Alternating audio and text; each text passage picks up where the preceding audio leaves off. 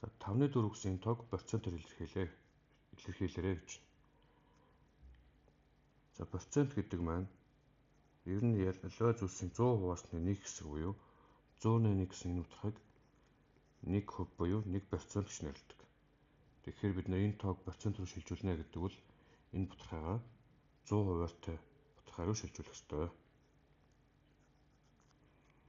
За 100%-тай бутгаа руу шилжүүлэхэд бол яах вэ гэхээр 5-ыг хэдээр үржүүлвэл 100 гарч ирэх вэ гэдгээ бодох хэрэгтэй. Мэдээж хэрэг 5-ыг 20-оор үржүүлж 100 гарч ирнэ. Бутгын хуваарийг ямар нэгэн тоогоор үржүүлсэн бол хүртүрийг ч сайдлах тэр тоогоор үржүүлэх ёстой.